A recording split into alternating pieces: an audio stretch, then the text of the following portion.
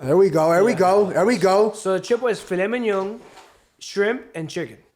All right. And the filet, I think it's cooked medium. I cooked the middle because I don't know how you guys want your filet. So if you like it well done, you're dead to me. Uncultured swine. Everything looks phenomenal. You know? Yeah. God. So going back that could have been a sound on Jurassic Park. So Curry was a manager. It was a general manager for Samurai. So I started there as a busboy. Okay. To pay for the gym.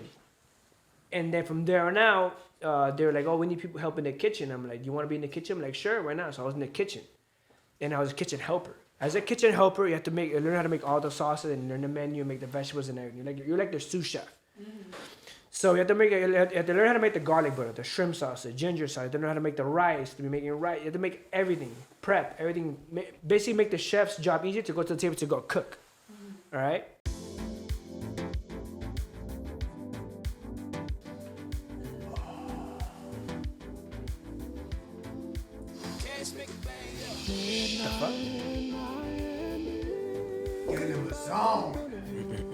Get in the zone, baby. Get in the zone. Just like sounds like an episode of Family Guy. Oh. Well, right? We are all family here. Right? It's like Family Guy here. We're all family, baby. Like every time Peter's gonna do something, a big stupid move. But this is good. Ladies and gentlemen, how are you doing? It's your motherfucking boy, Gamero, the Pharaoh, the poor man's Robert De Niro. You know what I'm talking about? Bald version, but still beautiful. Oh man, ladies and gentlemen, we have got an episode for you today of colossal proportions, as we always do. But before we get to introducing the mammoth of a guest that we have today, ladies and gentlemen, you know what I'm talking about. You know what I'm saying? Hit that. I like that reference, bro. Hit that link in the bio. You know what I'm saying? Go on YouTube, subscribe. You know what I'm saying? Go on Apple Podcasts, Spotify, Deezer, all that good stuff. Follow us. Go on Instagram. You know what I'm saying? Show the IG a little love. You know what I'm saying?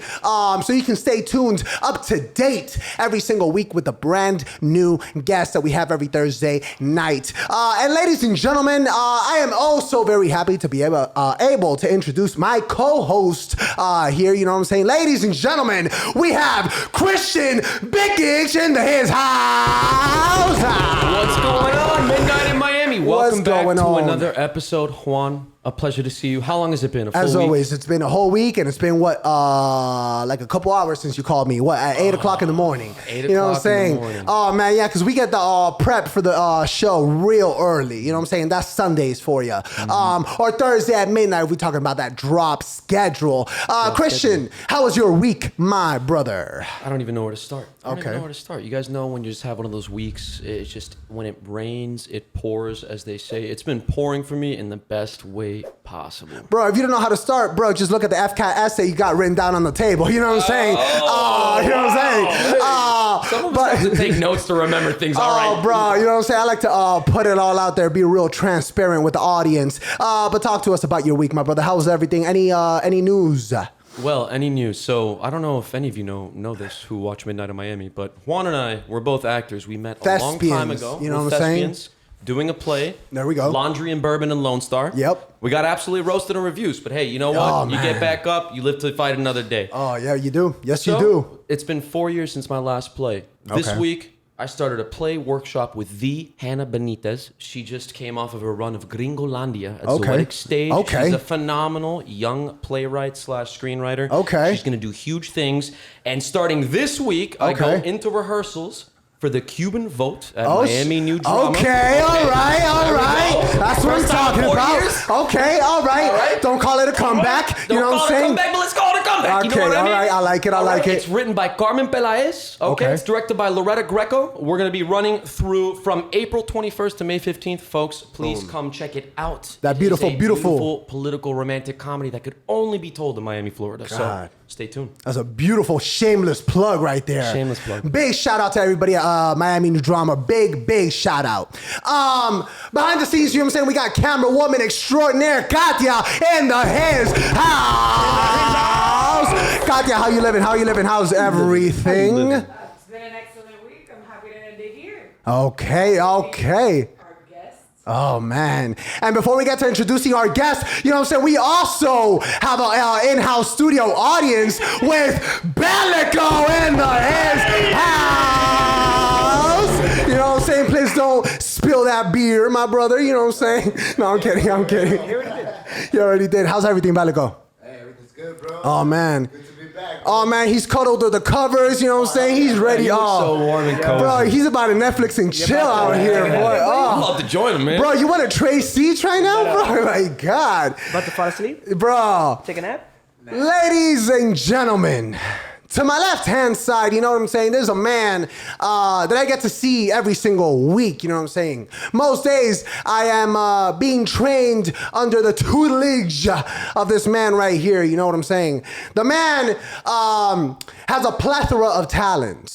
You know what I'm saying? You try to put him into a box, he'll break that damn box. You know what I'm saying? You call him an MMA fighter, boom! He'll hook you with the culinary arts. And you didn't even know he had them. You know what I'm saying? Ladies and gentlemen, it is my absolute honor to be able to introduce, for the first time ever on the hallowed Midnight in Miami halls, we have MMA fighter / chef Edwin Sarria!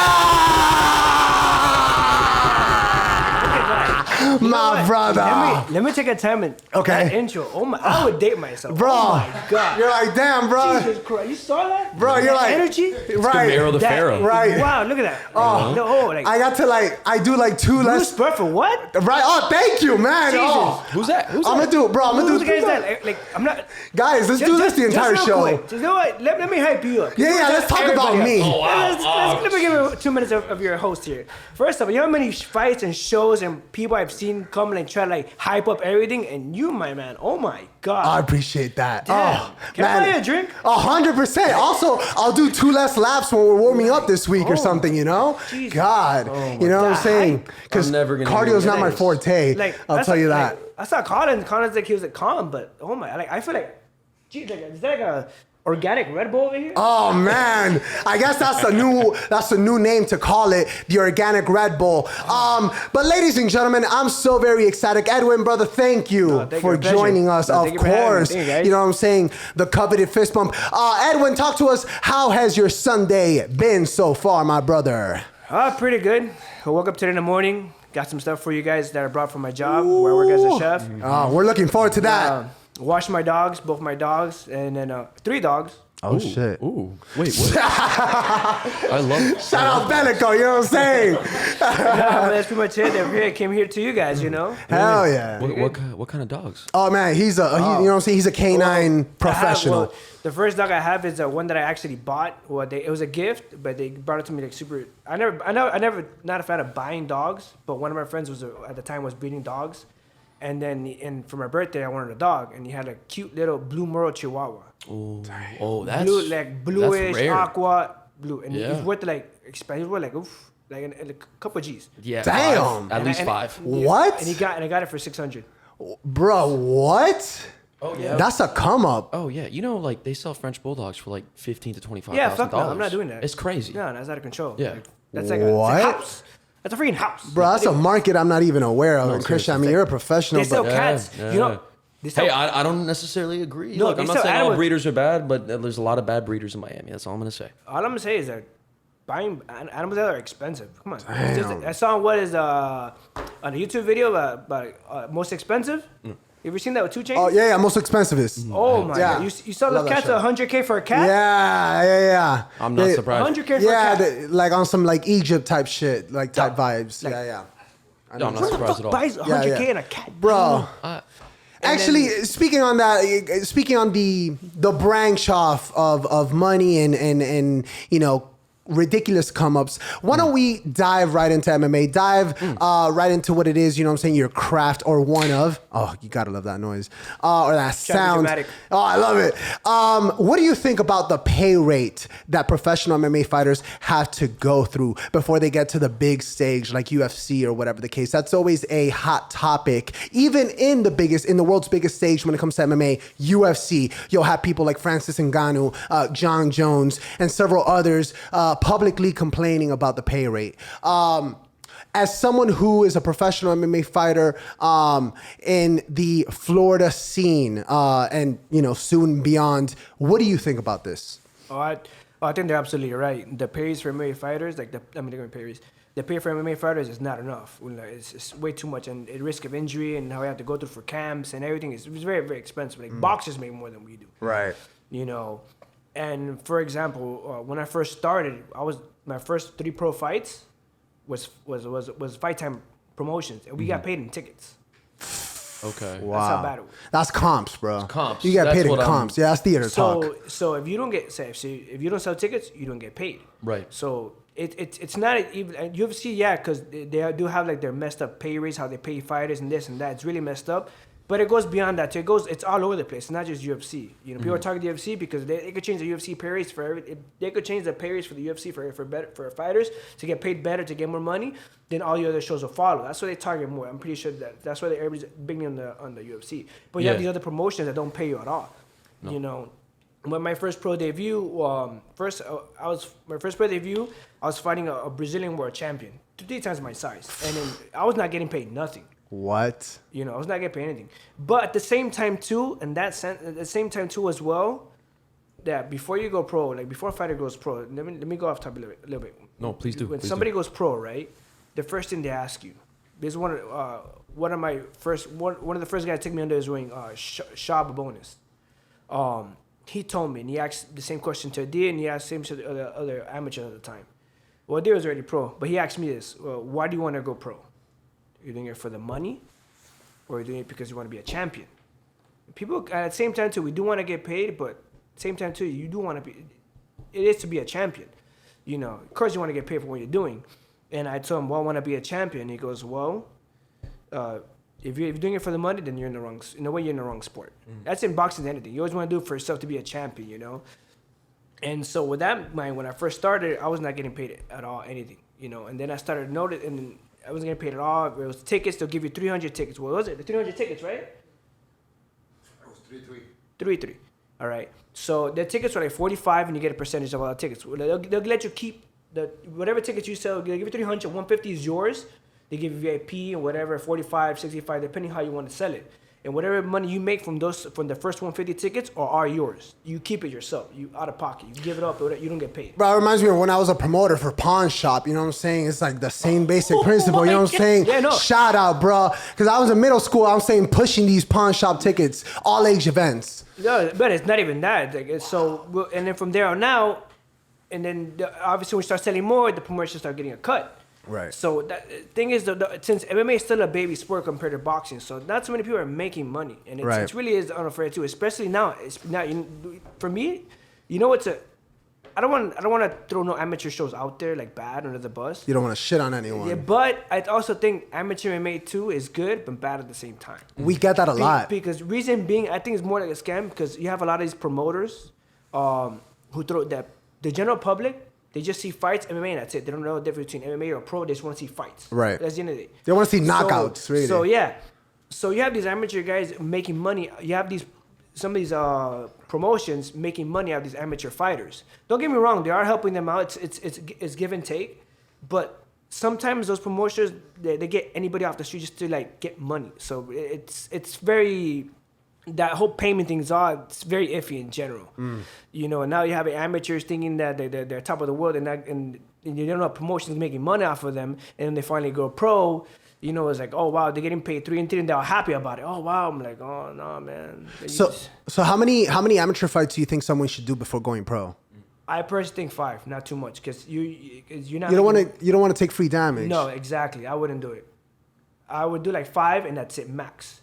First one to get in front of the crowd. Second one to start adjusting and so forth and so forth. Start adjusting to finding your own style, and then go pro as soon as you can. Right. If you feel ready. Obviously, if it's up to you and the coach. Most important is up to the fighter and the coach. It's up to them, and then they go pro. But I think no amateur should do no more than 6 or 7. That's too much already. Just go pro already. Because when I first started amateur, it was no ground and pound on the ground. The gloves are bigger. I was fighting in strip clubs. Oh. Titty Bars, ask him. He went through all my amateur. Shout out Titty Bars, bro. You know what I'm saying? Shout out Alley Cats. Hell yeah, bro. Oh, yeah, I wish, right? Bro, we'll get a sponsorship right now, bro. No, but so So and not only that, and as time progressed and people start getting more like adjusted to the rules and everything, the MMA gloves are getting smaller. Right. Ground and pound's fully allowed now. Are elbows or no? No. Okay. My amateur debut, actually they allowed everything except for elbows. Knees to the head, everything was allowed. And yeah, from there. Knees, but no elbows. No, Wow. it's real out of control. It was weird.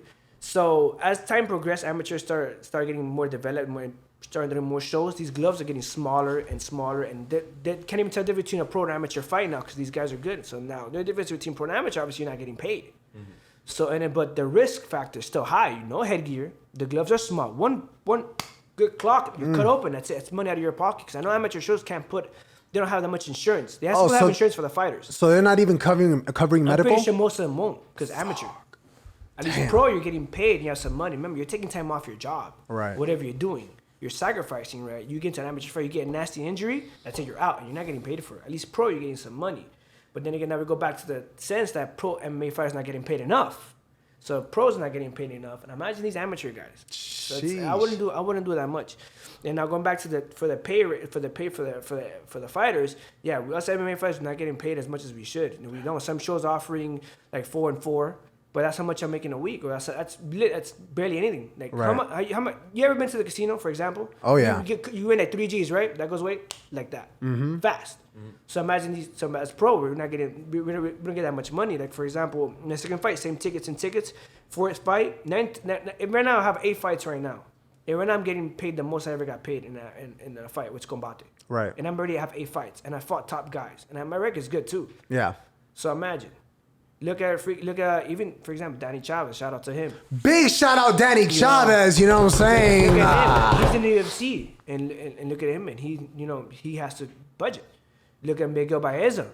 Big shout out Miguel Baeza. All these fighters now have to budget. It's insane. So there needs to be something be done for the pay for our fighters.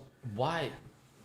How is it that someone can fight in the UFC and still not make enough money to do what they do professionally that they've been training to do for years? That's something that's never made sense to me when I've heard that. That's what I'm trying to say. But it all depends. It all depends on the promotion. It depends how many fighters actually come together and go for these promotions and the UFC. As people like, hey, we need to get paid more. Mm. Because at the end of the day, we're taking time off. You have bills of our house, man. For you, whatever goal you have in your life. For example, fighting. For me, it's fighting. Whatever goal you have to sacrifice. Sacrifice a lot. A lot of time, you have to put a lot of energy training in the gym. You have to put a lot of hours in the gym to go against somebody, man to man, somebody at their best to go at it, And that's already, and from there on out, you don't have time for work. You have time for your family. You have time for anything, but you have to be working. You can't even work. You have to be training in the gym. You can't do a full 40-hour full-time job and then go back to another full-time training, and then it's hard. Oh yeah. Like for example, I do that. And if it wasn't for Samurai, I'll be in trouble. I got lucky with my job. I work 40 hours at Samurai, and then I train every morning at the gym. And then I go teach at the gym. I have like 3 jobs. I teach at Masters. I work at Samurai. I do personal training to some of my friends that they want personal training, and then the chef. That's wow. I do a lot. You do. That's a lot. And then plus, especially how things are going in the country right now, inflation, everything's more expensive. Gas expensive, everything's all expensive. So obviously, something needs to be changed. But we need to come, I guess, like a fighter association like they did for the UFC or something. Right.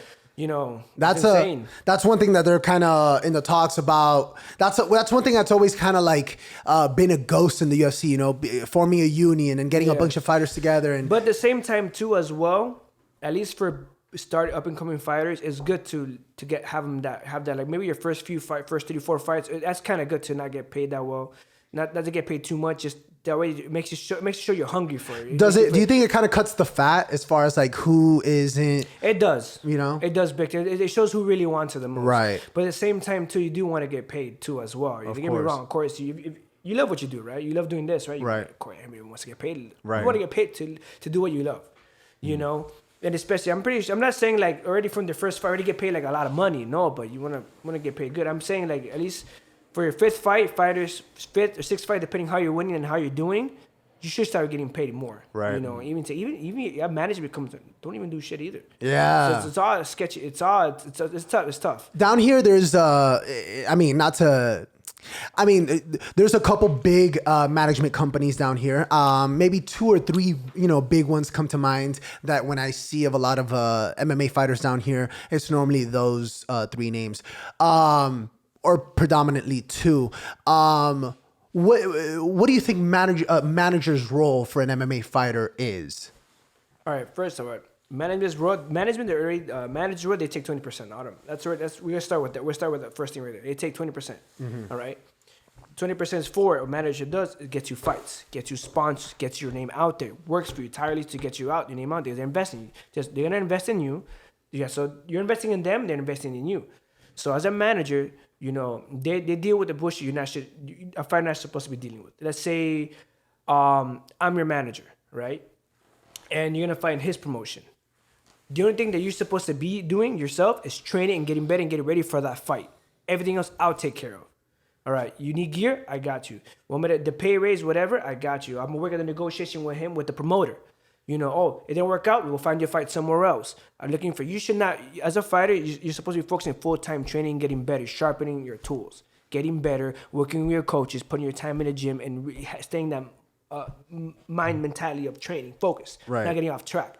The last thing you want to be dealing with is sending your tickets or this or that or they're blowing up my phone. I need to get this. No, the manager's supposed to do it. That's what you're paying the manager for, to get you the fights, to help you deal with all that hassle. Me as your manager, I want you to focus on training, and if you need anything or there's any problem, you let me know, and I'll get it done for you. That's why I'm taking 20% of your cut. That's why I'm investing in you, because we're building off of that. I get you to where you want to be, and you focus on training and winning. When you win, I win. That's very similar. Very similar to what an agent would do in theater and film. It's the same thing. It's the same exact thing. Right. Now you have some managers don't do that. We'll find you a fight. Okay, it's fine. Or they don't get you sponsors. Okay, it's fine. But that's what a management is there for, to get you sponsors, get your name out there. That's what you're giving your 20% for. That's what a manager should do. What came first for you? Was it MMA or the culinary arts? MMA. Really? MMA. When I was in high school, when I was in middle school, I was boxing a little bit, and then when I was in high school, I did high school wrestling. Oh, okay. So, you know what I'm saying? We got someone else as well over here. Just wrestling, one of the best sports you can do. Lucha Libre. There you go. I used to, I got into wrestling because I used to watch Stone Cold Steve Austin. Hey. And Undertaker, the old school, the WWF era, or WWE now. Yeah, now. The Attitude Era. Because of that lawsuit, you know what I'm saying? Yeah. That was the real fun. I'm pretty. Fun fact: if that WWF would have came out now, they would have been canceled like that. You think so? Era, all that strip tease and all that stuff. Oh yeah. Oh my God, my children. Raunchy. Yeah, that's true. Val Venus. Look at the name itself. That's true though. Jesus Christ, So MMA came first. How were you first exposed to the wonderful world of MMA? So I went to so one of my friends was going to another gym, in front of FIU. I don't want to say a name, but yeah, so we was going there, and he told me, "Go, you're a wrestler. Go, you should go." And I got a little bit overweight after high school, Oh. So so I went, and then I went to go check it out, and then I liked it, but I couldn't afford it. It was like, and do contracts, like a phone bill type of thing. Oh, so, bro, I know it. that all too well. So I got an email, do the scholarship program. And I'm like, okay, I went to the scholarship program. Damn. And man, when I got there, it was, just to train 1 hour, I had to clean the gym for 2 hours, pass out flyers for every day. Damn. So I went to the grind. Damn. Put on a chicken suit, stand outside, you know what I'm saying? Do the whole, grind it out. More like a leprechaun. You ever seen a short guy pass out flyers? Jesus Christ, man. Like it'd be trucks. A leprechaun, bro. God. I feel your pain, bro. Yeah. Oh my God. And from but that's how I got exposed. And I've been there since 2020. Right when we left that place, he's asleep. He's thinking about his life. Yeah, man. But yeah, I've been there. I got my brown belt from there too as well. Okay. All of that. When I first started there, man, I was like nobody there. Yeah. Every time I was in the league, because I was a ghetto kid, fro, blowout, typical Miami Chico, dumbass kid, Damn. Pants. I was wearing pajamas, I had baggy pants. You ever seen a small guy Oh, wear bro, baggy clothes? shout out Echo Unlimited, bro. You know what I'm saying? I love me some Echo You know what's Unlimited. funny? Hell yeah. Legit. Had the Elka belt, the Elka shirt, That's what Unlimited. I knew it. Or now with the Sean Johns. Oh, man, Sean. Rocco Ware. Oh my. Rocco Ware. God damn, bro. Shout out Baby Fat. Damn, that's beautiful. Oh, here's what Champions. Oh, Walmart. Champions made a comeback, bro. I'll tell you that right now. Champions made yeah. a comeback. Champions made a massive comeback. And then I guess, how long did you stay in that first gym, and what made you go to MMA Masters? I've been to. All right, sorry, that's the story. So I've been in that gym roof since from 2009, right? 8 or 9, and I left there 2002. And I've been in that gym for a decade. Cool. You know, and I did my pro fights there, my amateurs there. I went through a lot of. Danny Chav was my first coach. He was in charge of my scholarship program. Oh, wow. When he was at the time in that gym. And then he had left because he had a situation with the coaches. So he left and he went to Masters, but I stayed there. And then, so I just kept training. And then I went under, first I had a coach there. He's a former Marine, Efren. He took me under his wing, but then he left because he had problems in the gym. And then I stayed with, I stuck with some other like scholarship people were there too, Lewis and Leo. So I stuck with them. We were training each other, and then they made their fight team, but I didn't. Well, it's hard to make the fight team when you have to spar the pro fighters, and all the pro fighters are 3 times your size. Yeah. It's like legit. There's nobody literally my height. Like Wow. I was the only literally 125er trying out for the team. Well, didn't you have a similar problem? You were sparring with bigger people as well. I feel like it's this. I don't know. I Well, never run into people. Well, my I didn't size. obviously I got beat up because first of all, we do a 5-minute round conditioning, a 2-mile run, and I have some big guy who will literally pick me up, put me down, and be like, no. Like, God damn. Oh, shout out Richard, bro. You know what I'm saying? He does that shit to me any day of the week, Degenerates, bro. man. God. But they made the team, so whatever. Then they made the fight tryouts again, and then I started training, and I really started getting more serious. Like, you know, I didn't want to be, because I had a girl for that time. She's Chilean, and we had split up. She went back to her country, you know. And, you know, I need to get my shit together, you know, I'm eating too much shit, you know, I didn't make this tryout, you know, and then I'm telling everybody I want to be a fighter, and then I couldn't even make a freaking team, you know, and I got let down. So second time I made it, and I started training, and then all of a sudden, but I was still like, I still didn't take time to learn the fundamentals. So I started doing the beginning classes of that gym, you know, I started getting fundamentals, started getting better, and then I got picked up by Shaw. Okay. Shaw took me under, and then Adir took me under. They both took me under, so I was working with them the whole entire time. Okay. Adir been my training partner and my coach since the beginning. Well, big shout out Adir, you know what I'm saying? We got him in the studio. Can we get a camera on him? Yeah, we can actually right here. Look at this. Shablam. No. He should have been like, yeah. Everyone's a piece of shit. Yeah, thanks a lot. But yeah, so for that I kept training, and then somewhere along the way, my head coaches lost the coaching eye. They just stopped caring. Oh. So my last 2 fights, I was my second to last, not really. Well, kind of was training myself with a deer, and then it was mostly a deer and then another fighter there. But me and the fighter, we didn't see eye to eye because I didn't like his style. It's more of a grappling. Okay. You know, not too many hands. You know, I wanted to work pads, but he didn't like pads. Didn't believe in pads. Were you not focusing on as much grappling because you already had a wrestling background? You were trying to. I always focus on who I'm fighting on. It depends who I'm fighting. Obviously, if I have no fight, I try to focus on what I need to work on better, like maybe more wrestling. But I always had a really good wrestling. Right. I have a natural good wrestling. That's your base, right? That's my base. Okay. So always had that grappler wrestling, you know. So I try not to work in it so much because most of the time when I get gassed out, whatever, I go to that. Yeah. I try to work what I'm usually weak at the time was jiu-jitsu. Right. You know, for example, like I was really good at escaping, but never good at offense. I could hold you down. I was good at pins, but I wasn't good at going for submissions. None of that. So I always work on that. Okay. And my striking. Like my striking is good, but once when I went to the gym, it went back down because it's more grappling based. But then it went back up with a deer. Because Deer helped me out with the kickboxing and all that stuff. So, and then now from here on out, what I'm doing now at Masters, whatever I'm training is what I lack at. Right now I'm working more on my jiu-jitsu, you know, because I need to work on that. Because I'm always usually stand up, but man, I'm starting to like more jiu-jitsu more now. I guess I'm getting older. Hell yeah. You know, so I'm getting more wiser, you know, and then shout out to White Lion. I know you recently had a White Lion competition, you know what I'm saying? Okay. How'd that go? Pretty good. Pretty good? Pretty good. How'd it feel to get back out there? Oh my God.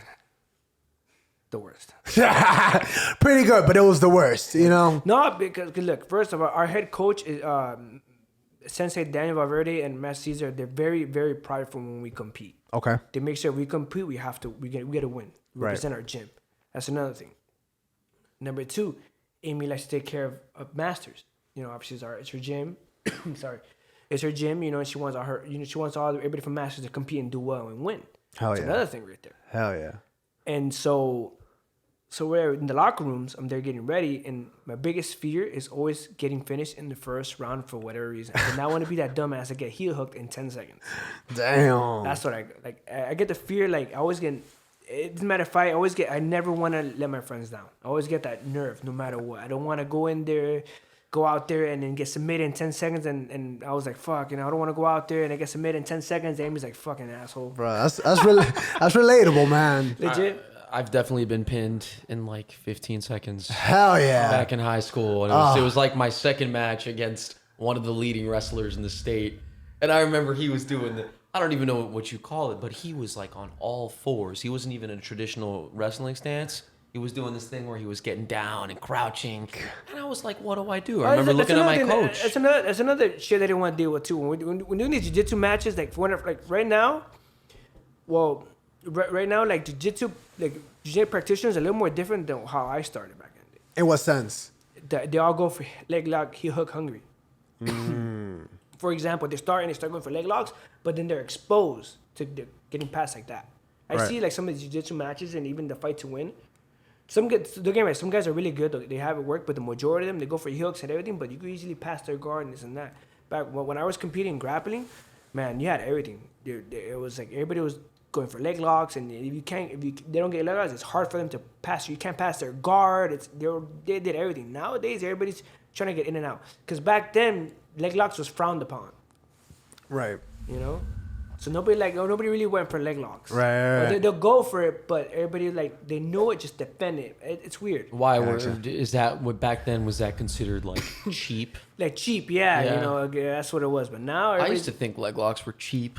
I never cared, but whatever. You know, it is what it is. You know, Yeah. but if you're at least in my level, you're brown boy, you have to expect for everything. You know. Yeah. I mean, the other day I got submitted by, they literally suffocated with their hand. They just put their hand over my mouth and suffocated me. And I'm that's cheap as fuck, but it worked. You know, that, it my worked. friend, is called dirty jiu-jitsu. It was dirty. It was dirty as fuck. Yeah. I felt dirty afterwards. I'll tell you that.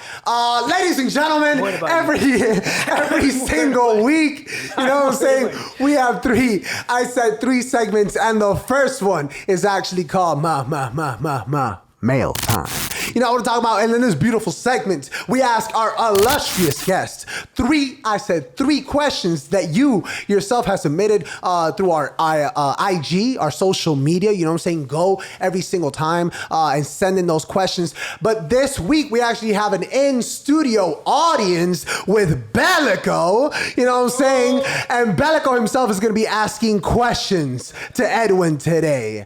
And here we go. All right, so the first one is simple. Is how many nicknames you got in the past couple of years, and which ones stuck around the most?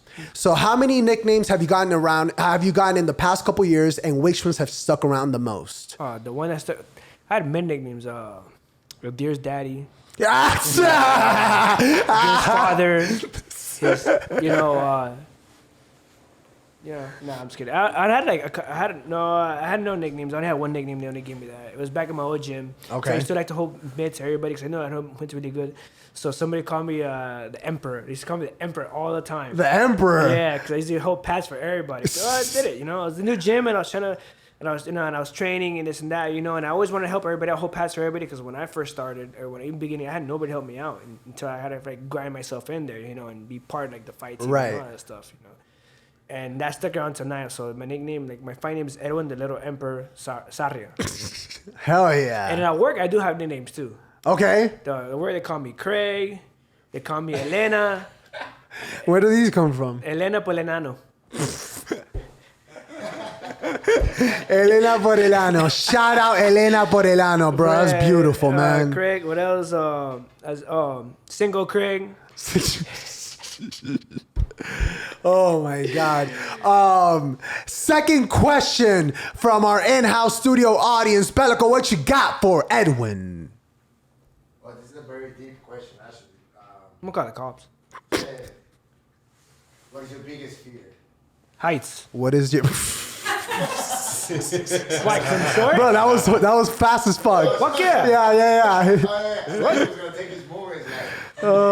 Yeah. I'm scared. Yeah. I of thought he was going to sit back, you know what I'm saying, take that in, take a moment. No, he's like, heights. Everybody, look, every man, woman, doesn't matter. A true person knows what they're afraid of. They know their fear. Hell Whoever yeah. tries to be like, have to think a second, no, because they're trying to be cool, they're trying to not, no, legit, I'm scared of fucking heights. Hell yeah. Ironic it is, I'm short, but hell yeah.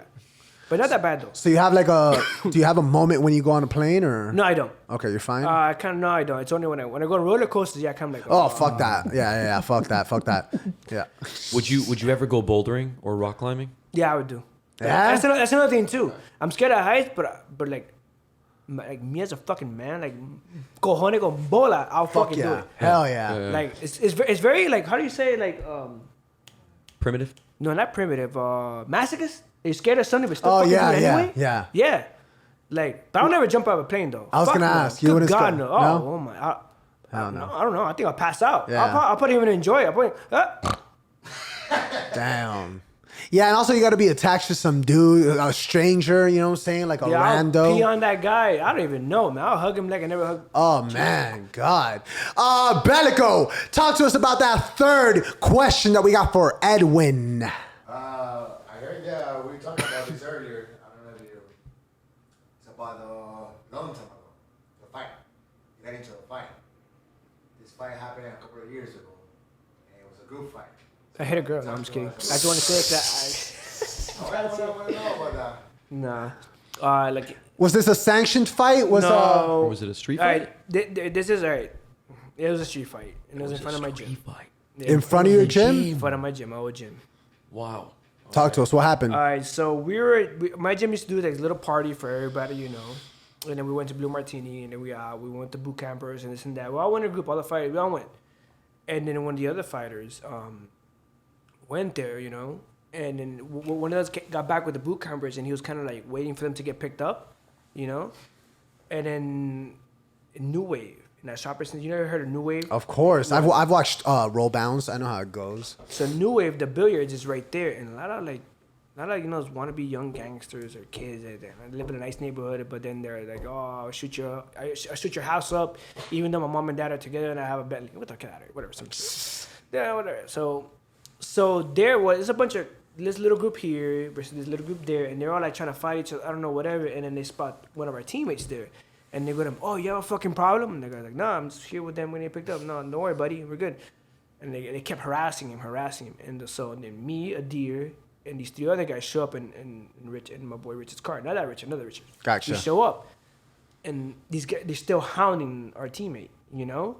And then the teammate sees us, and then sees them, and they're like, yeah, we have a fucking problem. Like, fuck, it's go time. And next thing you know, we get into a big street fight in front of the gym. Whoop their ass, though. Gang! But no, I did almost kill somebody, though. Damn. It was really bad. Yeah. Because, Allegedly. No, because we were talking about that at Danny's dinner. Uh-huh. So Yeah, we were. So what happened was that the biggest guy with the grill, he had grills and the biggest fucking guy comes to the littlest guy. Like, what, Jesus, the fucking audacity. Reminds me of Christian, bro. So he comes running at me, right? And so I drop him. Boom. And I'm there like fighting him. And these other guys are fighting, right? And all I remember from that, because I was drunk as fuck too. But I took it personal. Hell yeah. Fuck. Because I know, like in my mind, I'm thinking this guy wouldn't think twice, stop my head and quit. Especially, I did not want to be a fucking YouTube video. Yeah. Hell to the fuck no. No. So, I mean, you are right now, but. well, you know what?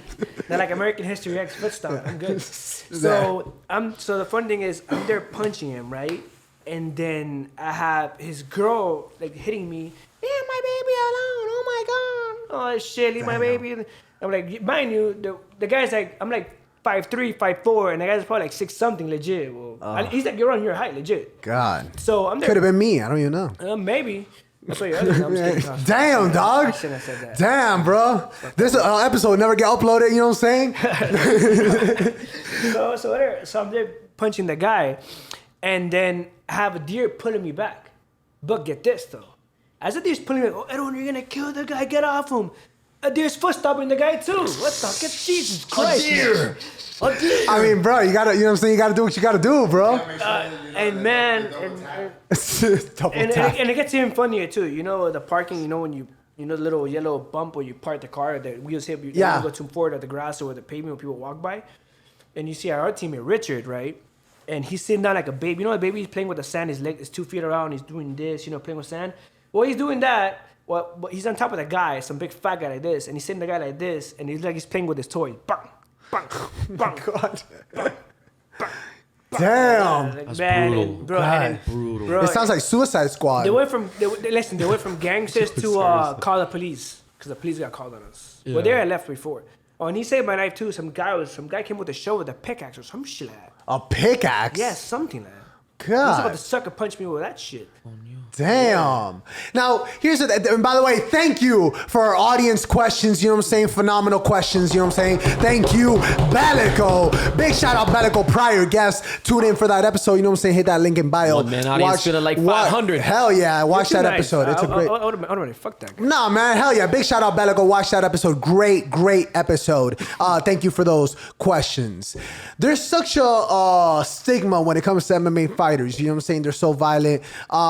And clearly you're proving that wrong. Why don't you talk to us about that stigma? How often do you find yourself that MMA fighters are getting into like street altercations, or is it rare? Is it like, because my personal experience has been that that's really not the case. It's not the norm for most of the time. The pro MMA fighters that I've met, for the most part, have tremendous self-control. And a lot of them, I mean, are very chill or very lax in the sense that like they love anime, they love fucking, you know what I'm saying? They video games or whatever, very chill in that sense. But how often do you find Altercations? right? Every day. There's Really? always it's not even us. It's not just people. Us as people, we have altercations every day. We just choose to go through it or not go through it. I ignore it because there's no point. Especially me that I have a lot to lose. Right. You know, I try to avoid problems as much as I can because at the end of the day, it's not worth it. If you think about it, because I get an altercation, I beat that guy, but what do I prove? Right. What do I prove? What am I to prove to everybody around Right. that area? Let's say I get an altercation with you. Yeah, Christian. whatever. Well, hopefully not. But you know what I mean. But let's say two things are gonna happen. You know, we get either for me, either I choose to engage to you and give you that attention, and then we're gonna fight. But what do I get out of it? I'm gonna look cool in front of random people I never see before. No, Right. so that's the way I see it. It's no. I try. You not get to. great behind the scenes footage from Midnight in Miami, though. I'll tell you that, bro. You know what I'm saying? I would definitely post that. You know what I'm saying? Shit. You're not fucking But with no, you. but it just that I don't know. I guess I guess the training kind of helps to like keeps us Right, calm to and keeps channel us- that in. channel that energy. It does, but for example, what I told my students too, and I like to tell a lot of my students, even some of the guys in your class too. They tell them, "Well, I get into vacation." I tell them, "Look, it's not worth it." Like, so what? Even if a guy calls you a fag or whatever, a guy calls you a fag, so what? Are you gonna see that guy ever again? No, who Right, gives a damn? right, You know, right. people around you, you're like, oh, a guy calls you a fag in front of la abuela, la tia, la primo, the guy, the neighbor, whatever. Who gives a random people? right. So I try not to like really engage in that. Unless they touch me, it's a whole different story. Right. But then now I have an excuse to let go. But even then, especially as martial artists too, so we do have we try to keep ourselves like, passive. And the same time too, what helps us keep us passive too is that whole stereotypical thing. Oh, we're violent too. So we try not to that's another thing too. I don't want to get an altercation and prove some dumbass in the corner. Oh, Right. That's a lot, especially where I work at. Always, dumbasses. you know? Right. Yeah, that's the restaurant industry for you. Yeah. Oh, yeah. And we'll transition to that in a little bit, you know what I'm saying? I'm very much looking forward to what we're about to dive in, you know what I'm saying? It smells phenomenal.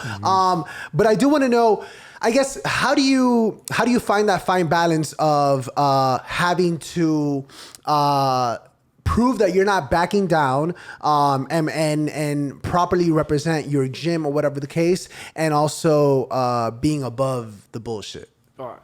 So in that sense, I prove myself to anybody. I don't have to prove myself to nobody. You don't have to prove yourself to nobody. You don't have to prove to him, to anybody. No, you should be comfortable how you are and how you carry yourself and who you are. You don't have to prove yourself to nobody. Now, when people start respecting my gym, I do take sense of it too. But at the same time too, it's different for me because I'm a coach there too. I teach. I have the kids, Right. and I have the adults classes. So it's a little difficult for me than the average student or the regular fighter there, you know, because me I have to put like you know. You're leaving an impression on you know, especially for my young ones, you know. Sometimes I have the kids, you know, come on, kids gonna get to fight in school or whatever, you know. Right. I try to teach them, hey, you know, not worth it, you know. Yeah. So I try to keep I have to keep like an image, you know. Hell yeah, and that Mr. Miyagi shit, Yeah, you know what I'm basically, saying? yeah. But, no, it's true. Hell but, yeah. but at the end of the day, you're not put on this. This is what I tell everybody. When people tell me we have this conversation, they go, at the end of the day, you're not born to make everybody happy. You're not born. It's impossible. People probably hate you, and people probably hate you. People probably hate you too. Oh, bro. Oh, I know for sure you. I got a list, you know what I'm saying? Like, you know, I'm pretty sure they hate you. I'm pretty sure people hate your mom. Whatever. People people's gonna hate it. She has It a is- successful Instagram. Don't bring my mom. No, but it's in general. It's like people are gonna hate you no matter what. What do you do? Try to fight everybody for opinion? You know, people don't have the best opinion on you. You know, as long as they don't cross certain lines. Like, I remember certain lines I don't talk about my family or whatever. Then I'll say something, but you can tell them, I just walk away. You know? Right. Then they walk away because it is what it is. You know. Touching on you being a coach, there's a specific moment that I kind of recall. What do you do when you have a student that very clearly has a passion for it? You know what I'm saying? But maybe all the tools and the talent and the skill isn't there yet. For example, and I'm not, you know, dropping any names, but there was someone whom I haven't seen in a minute, but he would attend my class, our class, and look, I'm no. You can say his name. I don't know his name, Okay. but The skinny one with the earring. he wanted to do bare knuckle, and I would give him the work. Oh, that kid. So all right, the look. thing is that I'm no pro by any means. I'm no, you know, whatever the case, Anthony Joshua, whatever. But I was touching this kid up, and he wanted got to, hands. He's and got he hands. wanted to do bare knuckle, and I was so. like, you know what I'm saying? I don't know, man. After right. taking this guy's class, shit, I better. No, but look, that sense is different. If I see somebody, right, who has, maybe they don't have the skill, but if I see that potential, they have I see the drive in it, then yeah, I'll help them out and talk to them. I wouldn't throw myself under the bus either. I wanted to go forward with them, but I'll kind of start talking to them and maybe give them a little special attention, you know, because people want to do it. I give everybody attention, but I notice some people do it for training, some people do it, they want to do it. Now, for that kid, it's different though. That kid went ahead and wanted to go jump into bare knuckle boxing. So he's my student, so I spoke to him about it. Hey, come here, and I asked him, hey, you doing bare knuckle? I'm like, have you trained before? Obviously, as a coach, I have concern because remember at the end of the day, when you go to a gym and you're being coached and this and that, and you're paying that gym, you know, the gym is paying me to teach you. But the gym is paying me to help to make a better version of you. They're paying me to do my job, take care of, but to make sure you learn and this and that. So if I feel like you're doing something you're not supposed to be doing, you know, and you're my student, I'm gonna ask you, obviously. So I asked him, hey, I heard you doing bare knuckle. I'm like, do you have any experience at all? And you know, like no. So how did you get in there? I just want to go try out, and I got it. Like, well, have you trained anything? Well, I have another place there. You're teaching me, and I go, wow, do you want to fight? You sure you want to do this? Like, yeah, I want to be a fighter. Like, okay, then if you want to be a fighter, why don't you don't do it, and then work with me a little bit, you know? Work with me a little bit. Let me get to know you, this and that, and I'll see if you have what it takes to work with you, or come in a day, you know. But don't go straight into a bare knuckle boxing, Right? You know. So those are when people like it's hard to put it this way. Like they do want to be a fighter, but they want to rush it. Just because they want it's for a rush. You know, it's just hard to explain it. But how do I explain to you better? How do I explain to you? From a person who really wants to train, they both want. Like, from a person who really wants to compete, from two people, you have to always have these two people, right? Yeah, one who really wants to really like learn and really want to fight, but wants to take time and learn and really listen to the coaches and do it. And you have the same ones who just want to just rush and just do it because they want to do it for the money, they want to be cool, type of thing. And I think that's that's his mentality. Because I told him you should not do it. At least get some proper training or spar. Let me see how you spar or something, you know? Right. Like, you know, at the end of the day, you get me? He's like, no, I'm sparring at the gym. Okay, what are you doing near the gym? Oh, they put us to spar. We try to knock each other out. I'm like, you're doing it the wrong way. You're not learning anything. You're not. You're just doing it because you're just trying to, what are you trying to prove? I just want to be a fighter. No, you want to be an idiot. Like, flat out. Straight up. Like, if you want to be, like, for me, I want to be a fighter. I always want to be a fighter. So I'm going to train. I'm going to learn the art. You want to train. You want to prove yourself and train. I'm telling you, they're not going to go in like an idiot and go jump in there. So I try to kind of coach him, like, hey, come here a little bit, you know, because he already had the contract. He already signed it. Right. So there's no backing out. You know, but for me, like, you know, all right, James has spoke to me about it, and you know, Wow. let me see if I get him like working on something, because you may never know, he may have that, Right. it, you know. You had to give him the benefit of the doubt too, even though he did a stupid move, you know. So I tried working with him, and I guess he didn't like it and never came back. Wow. So when it comes to scenarios like that, It's very difficult to explain and hard to but is it the promotion's fault for picking up people who are so? Yes, of course. Yeah, it's both the fighter and the promotion's fault. Because at the end of the day, it takes two to make a decision. At the end of the day, it's not just, nobody can force you to do anything. You know, and in this instance, it's 60% the fighter because he went to go try out, and then 40% more the promotion. Portuguese, they could have told him, they go, what makes it? Have you fought before? No. Okay. Did you train? No. Then no. Christian, what do you normally find more entertaining as a spectator? Do you like it when two people are having an absolute war and it's an even matchup? Or do you find it more entertaining when it's a one-sided affair, kind of like Max Holloway, Calvin Kattar, and it's just like, it's still a display of martial arts, but it's an ass whooping? It's a hardcore. It's still different. That's though. tough, man. Yeah, it's 'cause different just- because both guys trained. That fight, these two are professional. It's different. You know, this guy trained to. We get trained to take punishment and to get punishment back. In that instance, no, I wouldn't find that entertaining because I know this guy, like, you guy have no training. And Right. you're going with somebody, a feeder for it, getting beat up. Someone's going to get hurt. You know, it's different. The guy has not trained to fight. He's not trained to be like the mentor. This person that we're talking about, right? This Has bare no knuckle. experience, whatever. Yeah, no Yeah. experience. Yeah. How do you even get signed to such They a big did promotion a with tryout. no They experience? have tryouts. I mean, it's easier than a community theater audition. Right, dog. I've You know what I'm seen saying? Like, some of them that's and- the other thing too as well. People don't understand that. Yes, how do I put it? MMA is mental and physical. All right. When you're in training camp, it's more physical than mental. It's a little mentality. Don't get me into it. But when you go compete and fight, now it's more mental because you have to be right in the head. You have to be smart.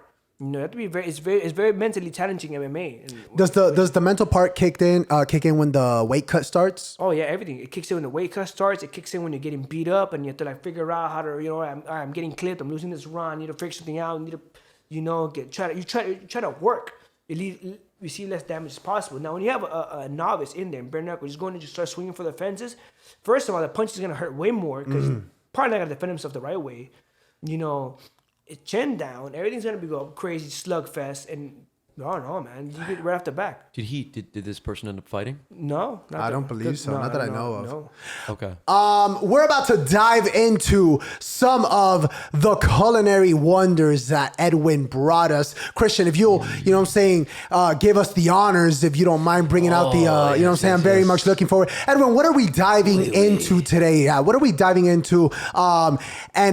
As well as what are we diving into? When did your journey with samurai begin? When I couldn't pay for my gym. Oh, praise God. You know what I'm saying, bro? Man, you know what I'm saying? Because, Christian, you know that as well. MMA gyms aren't cheap, bro. No, they're expensive. Yeah. Super Yeah, expensive. man. No, believe it or not, Master's not that expensive. No, it's not. Oh, my God. What I've Shameless seen- plug. Shameless plug. You know? Legit. Man. Oh, my God. You know what's funny? Again, Shaw was a bartender at Samurai. Oh, And really? And my cut man, my second corner, was his friend David Curry or something like that. David Damn. something. Okay, chef. We got the goods coming out, chef. Right? So, Talk to me. all right. We're off topic. Right here, we have the beef and chicken fried rice. We're known for fried rice at Samurai. Okay. All right. So I brought that. Damn. Right here we have our shrimp sauce, which every hibachi spot has their homemade has their shrimp sauce. Ours made different though. Damn. What makes ours unique is we make the meal from scratch, from powder to what it is. That's why your body could take so much of it. You could drink it like juice and be fine. Hell yeah. From here, I brought 2 plates for my job. Right. my it's God. called they're called the Samurai Triple. Filet mignon, shrimp. Let me get a little BTS over here while you're serving it up. Samurai triple. Yo, my server skills totally coming out to play. Dude. There we go. There we go. There we go. So the triple is filet mignon, shrimp, and chicken. All right. And the filet, I think it's cooked medium. I cooked the middle because I don't know how you guys want your filet. So if you like it well done, you're dead to me. Uncultured swine. Everything looks phenomenal. You know? Yeah. God. So going back That could to have been the a story. sound on Jurassic Park. So Curry was a manager. It was a general manager for Samurai. So I started there as a bus boy Okay. to pay for the gym. And then from there on out, they were like, oh, we need people help in the kitchen. I'm like, you want to be in the kitchen? I'm like, sure, why not? So I was in the kitchen, and I was a kitchen helper. As a kitchen helper, you have to learn how to make all the sauces and learn the menu, make the vegetables and everything. You're like their sous chef. Mm-hmm. So you have to learn how to make the garlic butter, the shrimp sauce, the ginger sauce. You have to learn how to make the rice, to be making rice. You have to make everything, prep everything. Basically, make the chef's job easier to go to the table to go cook. Mm-hmm. All right. And then from there on out, the sushi part needed help. Okay. So do you want to be a sushi helper? I'm like, okay. So I went to sushi helper, and then I became the sushi chef. And then from the sushi chef, I spent there for 2 years. And then went straight to hibachi because they asked me if I wanted to train. Was hibachi difficult? No. What about the little, all the tricks, all that jazz? Straight YouTube, baby. Oh yeah, hell yeah, man. All they teach you how to do is how to use the grill and not to burn the food. Because the temperatures get like at least push 600 to 550 degrees. It'll burn your food like instant. Shit. So we always tell our chefs when they're training the chefs, put as much food you can control and you can take out, not the other way around. If you put so much food and the grill starts telling you what to take out, that means everything's already burnt and you have to match the grill. Wow. What is the most difficult? Do you mind serving him? No. What's the most? Thank you, I appreciate it, brother. I'm good. I don't. You guys eat it. Okay. Don't watch my figure. Okay. What is the most difficult trick when you're doing on the hibachi grill? Trick? Not pissing off the customers. Oh, straight up, bro.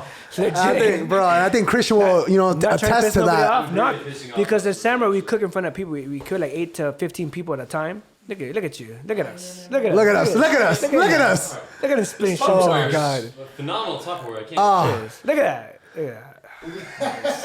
Nice. That's money. Money. Look at you. Wow. Hey, that's gonna be viral. That's beautiful right there. To do all this. Okay. Man, that's me, bro. I'm gonna do another reel. Yeah. Hi, thanks for checking in. I'm still a piece of garbage. Damn. Yeah. There's no difficult trick. I did it. I do get nervous sometimes when I the girl for the time when I first became chef. Everybody loves that place. She loves that place. She'll go with the family. I used to get nervous all the time cooking for her. Okay. No matter how many times. And for my mom and for my friends, I get nervous because they have high expectations and shit. I'm like, of course. Do you flip the tools? Yeah, everything. Oh, he flips. I bomb shit too. I fuck up in mid-tricks as well. Don't get me wrong. What happens at that? What happens when you mess up? People laugh at me. It's fine. It is what it is.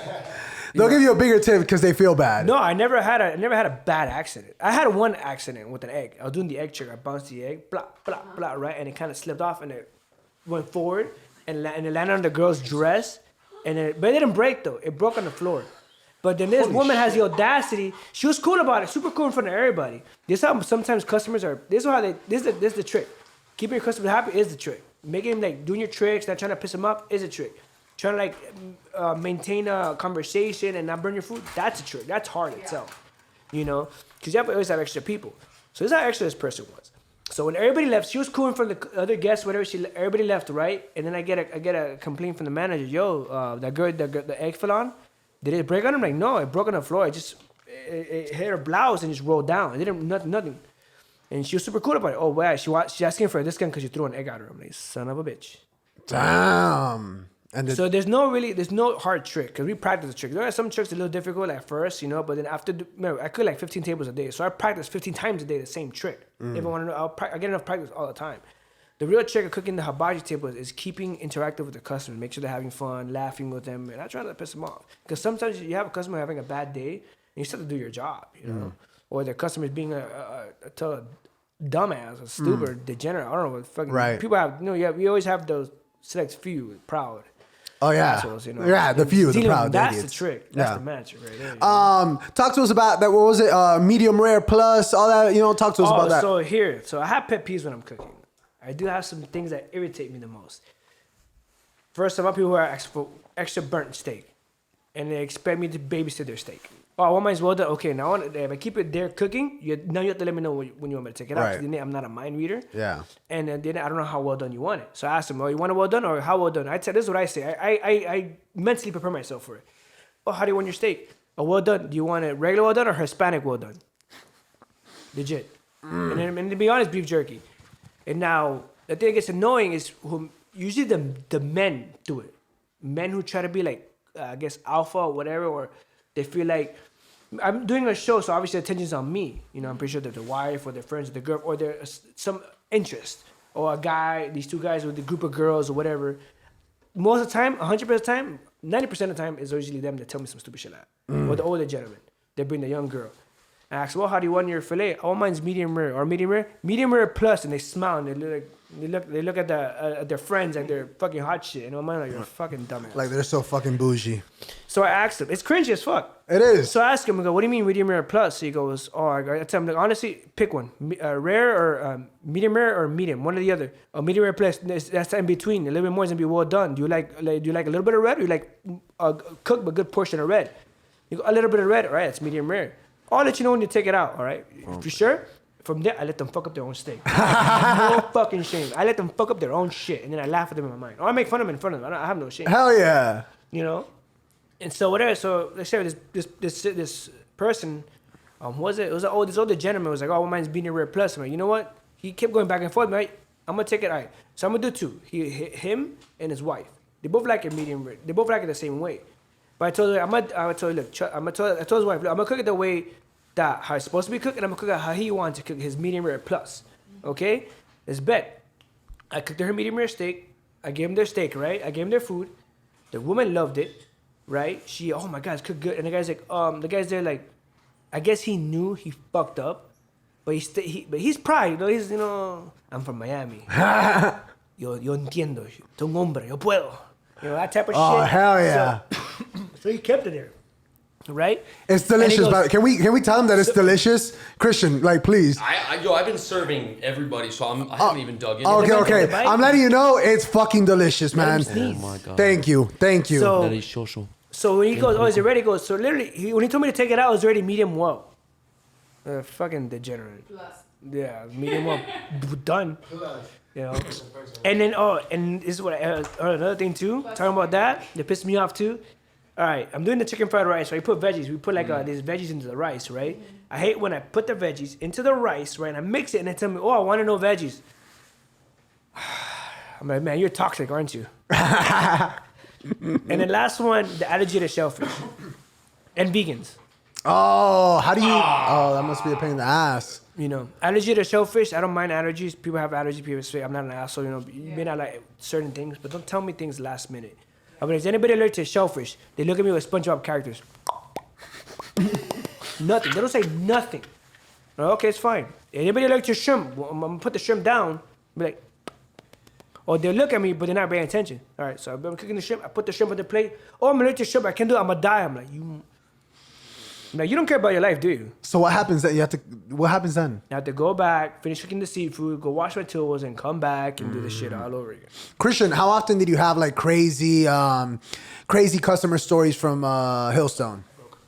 Oh man, we're bringing up Hillstone. Hillstone. Oh God. I'm trying to think. Not crazy customers, just very demanding people. What's up with you people who go to restaurants? You think everyone that works there is just, we're your slave? We're just there to cater to your every beck and call. I mean, we are there to do that, but be nice. We're people too. We could be your son or your cousin. It's not even that. The customer is always right thing? Oh. No. But you can still be respectful. Don't get me wrong. Sometimes, customers are a little bit too much. I'll be professional because I am a chef at the end of the day. I'm not a cook, I'm a chef. So I'll kind of work around them and this and that. But sometimes you have those extra people. Especially for me, what's hard to cook for is always vegans. And right. Not vegetarians, not pescatarians, vegans. Because vegans come with you already with attitude already right off the back, most of the time. Oh, how dare you cook that steak in front of me? I'm better than you. It has a face. It's weird. So go to a vegan restaurant. I can make tofu. I can make a face of tofu. You eat that? But majority of them, some of them are nice. I already know. It's when I have a vegan, I cook their food first. I put no butter or whatever. I try to find. I cook their food. It has to be cooked first. But sometimes you have them I don't want to have meat touching. They give you attitude and they're watching you and this and that, and they get mad at you. Or you have people who want to be vegan and they don't even know how to be vegan. And when you're doing vegan to them, they get mad at you. Where's my butter? Motherfucker, I thought you were fucking vegan. Like, you know what vegan is, you know? Wow. Ladies and gentlemen, every single week, you know what I'm talking about, we have three segments, and the second one is actually the movie review of the week. And as we're diving into the delicacy that is Samurai's finest, I would like to ask Edwin. Brother, if there was, a line of 2,000 people, they're about to watch one of your fights and they got like 2 hours to kill, what would you recommend for them to watch? Maybe something that you're binging on Netflix, HBO, whatever the case, a TV show, a movie, anything like that. I know you're big on video games, so if you want to do a video game, we can do a video game as well. But yeah, ideally, what would you recommend? Something that you've been diving into yourself as of late. Oh man, I just finished rewatching FS for Family. I'll tell him to watch that. Go ahead. FS for Family. You never seen that? Oh, I haven't, but I've heard of it. I'll tell him to watch that. Is it good? Hell yeah. Really? Watch the FS for Family. Damn. And where does it show? Is it on Netflix? It's HBO? on Netflix. The animated shows with Bill Burr. Okay. Oh, with Bill Burr. Bill Burr. Damn. That's already enough right there. That is enough. Bill Burr, man, he got heaters. It's in the 70s. It's just like how the trailer puts it, it's like it's where men were men, and it's how it was back in the day. Legit, like whatever, the stereotypical man do man, you know how right. the 70s how it was. Right. Like there'll be like there's one part of the intro that his daughter goes, "I want to be an astronaut." It's like there's no female astronauts, honey, and her mom goes, "There will be one day, Sue." Why do you lie to the kid? that's how it is. It's funny. It's very, damn, very funny. okay. It's like a mix of Family Guy and what was that? Al Bundy? Remember that show was called? That was a show, old school Alf? show. No. Is it Al Bundy or no? That's the murderer. I'm an asshole.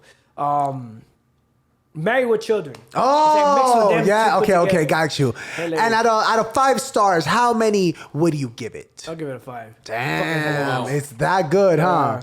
Okay. That's why I'm finna rewatching it right now. Okay, and as a little bonus, because I know you're big on video games, if you were to do a video game, what would it be? But it's too many, man. You can't tell me that. I mean, you got to do one. What are you playing right now? The Resident Evil 2 remake. Oh, shit. I said Resident Evil 2. It used to scare the hell out of me when I was a If kid. you ever made the Could PlayStation never. game, that first of all, for a Sony game, they had like the best graphics for PlayStation at that time, and the game was like 3 hours long. It was a long game. Yeah. You had 2 scenarios, one with the guy, one with the girl. Yeah. This time they made it again, updated graphics. It looks like a freaking movie. It's in a PS4 game, and I'm playing the PS5 right now, and it looks like watching a movie. Damn. Sometimes, bro, it'll be like 2 o'clock in the morning, and I'll smoke and pop in a horror game just to like make myself feel alive. You know what I'm saying? I got like, what was it? I was all right. Straight up. Right, the girl that I'm talking to, I was at her house playing it, right?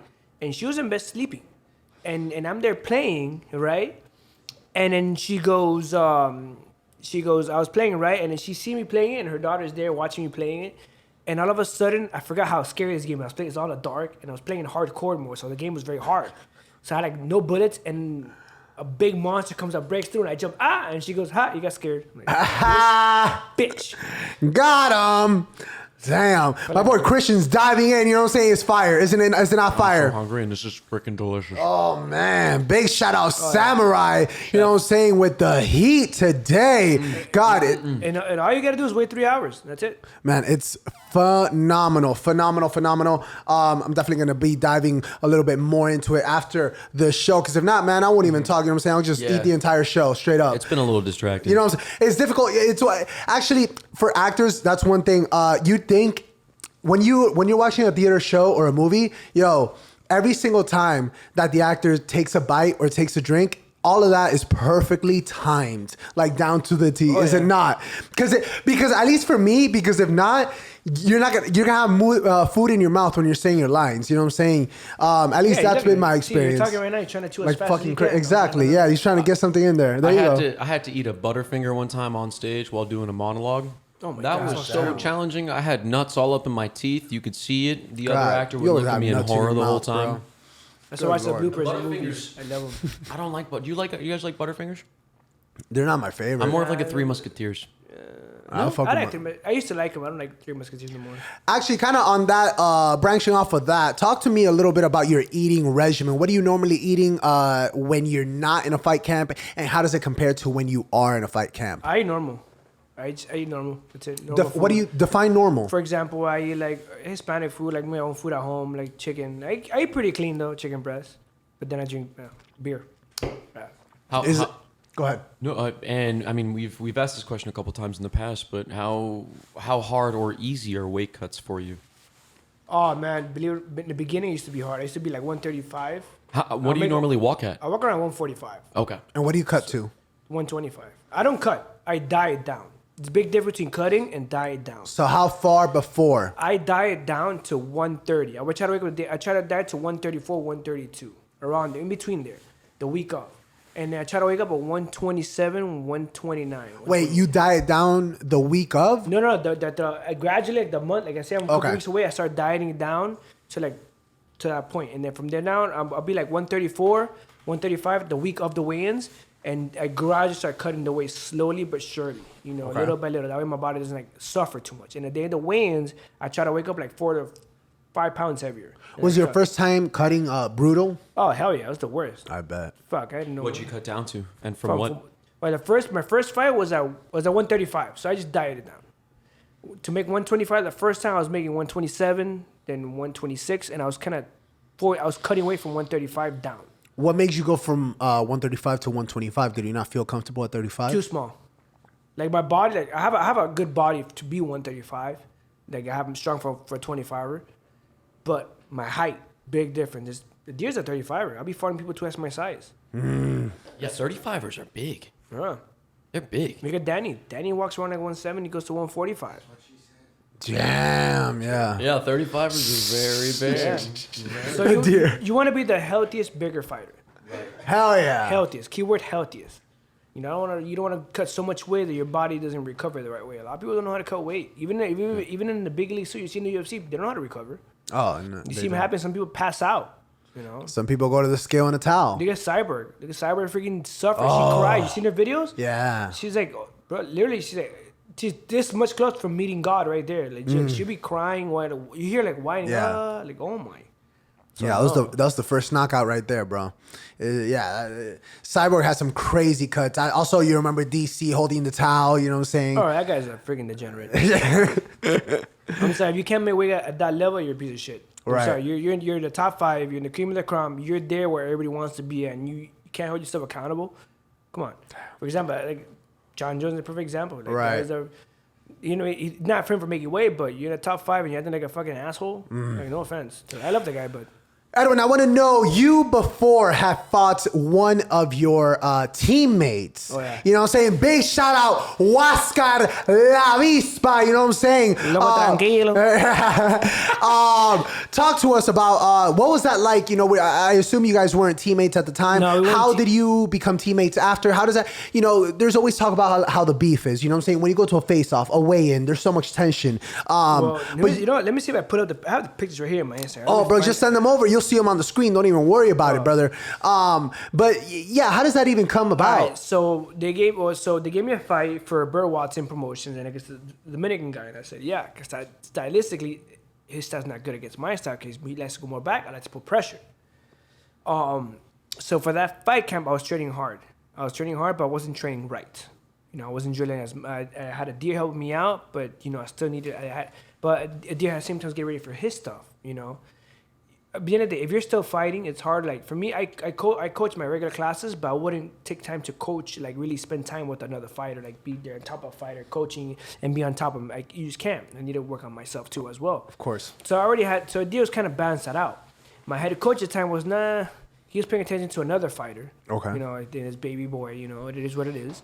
And so I was kind of training myself, and a deer helped me out with the few people we have, and we were losing people too.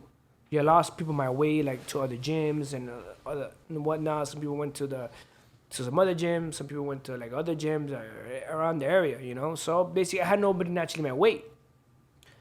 So that fight goes, and I get ready for it. Cardio-wise, I was up for it. I was mentally prepared, but technical-wise, I was very sloppy. First round came in, I was doing good. We were going to move around, he was catching me his kicks, and then he dropped me in the first round. With what? In the middle of the round with the cross. Okay. I went in with my chin up, head down, just reckless. Boom, cut me right in the button. I recovered. That's the condition he came in. I recovered. He almost finished, put me away. Did you go out? Oh no, I think no. I just dropped and I got dazed, but I didn't Okay. even go black out. So he was already on top of me already right there, then and there. And if it was a flash KO, then it's the fastest flash KO ever. But second round came in, I put the pressure, rocked him, and took the round to him. In the middle of when he was trying to finish me in the first round, I blew my shoulder out. And then the whole third round is me chasing him and him going for just kicking my legs, and moving, chasing. And then I went for a shot, and that shot would have made a difference. I would have took the fight, but he defended it, and he kept moving with the kicks. And I used my jab hand was one was out. It's my main hand I used for everything. I just couldn't. It's mentally, boom. I was going forward, but I wasn't throwing enough either. So that's how the round ended up being. So it ended up being 29-29, 29-28. Wow. Talk about a close fight. Somewhere around there. Wow. So he took the fight. So he won. There's not much I could do. Like at the end of the day, I left it to the judge. Then I could have pulled the trigger. What ifs? You know, I should have like bit down and fucked my shoulder and went. It happened. You know? It is what it is. You know. And then. But who knows if not because of that you get to fight another day. You know what I'm saying? Oh yeah, of course. But now, so back to the first question you asked me when we first started. How did I get to Masters? Remember? I left Masters because my coach was the same at at my old gym. I don't want to say it. You know, at my old gym. So I left. I was not getting trained anymore, and it was too much hostility. And me and Nadir didn't feel the same way how we wanted. So we left. So we left and ended up at Masters. You know, and then a couple months later, 3 or 4 months later, Waskar was there. Same thing. Waskar. They brought him there too. So I guess he was impressed with what you were doing. I don't know. He came because his management company time was what was it called? Game Time. Oh, Game okay. Time. Brought him there. And the guy was like, oh, look, they brought him here. And whatever, became teammates ever since, you know. We talked, this and that. We became training. Was there tension when he first showed up or no? No, because I never hated it. I never had a problem with the guy. Just at the end of the day, he won. There's not much I could do. At the end of the day, I had that third round. I let it fall to the judge. I didn't push. He did enough. He did enough what it's supposed to be. Yeah, what if, could have happened. But at the end of the day, he won, so it's not much. At the end of the day, I could blame myself for that. Right. They go to the judges and not being, not pushing the trigger at that last round. I was supposed to be. You know. Christian, do you think that you'd be able to set the emotions aside? You know what I'm saying? It's in such a personal sport. And it's funny because everybody that comes in here, they say it's not personal at all. Would you be able to set the emotions aside and just kind of like handle business and view it as like a neutral thing without emotions involved? Yeah, in that environment, absolutely. It's something we've both agreed upon to do. This is what we do. This is what we both love to do. It's the same thing in wrestle-offs. You know, we had 5 different wrestlers trying to wrestle at 112. We'd have to go at it with each other. You know, four matches in practice. Whoever wins, that's varsity. Whoever gets second, that's JV. The other 2, they're stuck with training. Yeah, it's not like so. I had start talking shit to you. Fuck you, you're a piece of shit. Well, how often is that the case at the face-off that? Well, do you match their energy? Like if they're talking shit to you, you'll reciprocate the. No, not really. It depends because they can say all the shit they want. Because if I show any kind of reaction that them getting them winning get into my head, you know, I don't. Nah, I let my The hands of the talking. hands of the talking. You know, I let that talk. You know, I'm not like not in big into fuck you and this and that. And, I don't know. It's not my thing. You know? Right. But I did have one time. I did have that. Oh, really? Yeah, it was for a show AFC. I was fighting this guy who was like 40. He was like 45, 46. He took the fight though. God. So fuck it, I'll take the fight. Might as well, you know. I beat that guy, but this guy was on fucking. I'm telling you, this guy's like juiced. He was juiced for sure. He was juiced. He was on steroids or something. But that guy, the more we go to the weigh-ins, he put his head right here and headbutt me a little bit, and I was like, what the fuck? I got mad, bro. I was about to like let go, but I think I think somebody held me back. Right. And they told me, look, don't do it. You're gonna fight tomorrow. Just let them know what's up tomorrow. I had that type of shit. Damn. That's wild, yo. And 45 is no, you know what I'm saying, is no spring chicken right there. Did you smoke him? Oh, hell yeah. He kicked me Gang. in the nuts, I though. love it. He kicked me in the nuts so hard. For real? Yeah, I never get kicked. Oh, my God. You know it's bad when you go down and then you hear a car go, ooh, right after. Wait, was it a UFC fight? Did you see that? No, guy What get promotion spinning? was it? AFC, it was for me. It was on me. It was he hit you. Yeah, bro, I could not breathe. I thought I was on a bar. I thought I was about to black out. It was so bad. I couldn't get up.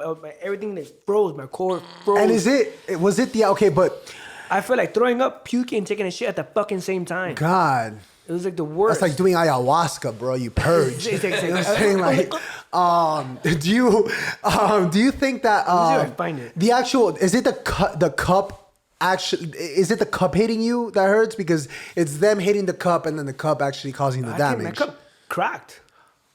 Yeah, I think I had to get a new cup for the next fight. No, the clip. Have you guys seen that dude take 2 spinning back kicks to Oh the my nuts? God. No. In Fucking one the fight, worst. one round. The other fighter gets disqualified. Oh, I'm for pretty it. sure that was it's Danny fucking- Chavez's last fight, bro. Yeah. Straight up. It should have been, right? I had a couple eye pokes in that bitch too, bro. Straight up. Straight from the waterway. Shit. Ladies and gentlemen, every single week, you know what I'm talking about? We have 3. I said 3 segments, and the last one is actually the quest for the truth. You know what I'm talking? I love that wasn't me. echo. I love that echo. Shout out that song from Shaggy. Great song. Oh, damn. And you see that on the screen. Good Lord. Wait. Send that over to me. No, I'm saying like you send it and then they'll see it on the screen. midnight? Yeah. But you can do it after. You know what I'm saying? Every single week we have a segment and we'll ask a random, I said emphasis on the word random, question from this here deck of cards. We don't know what it's going to be. I don't know what it's going to be. More importantly, Christian doesn't know what it's going to be. You know what I'm saying? So he can't prepare or write 17 notes about it. You know what I'm saying? But here we go. Come on, Let me see.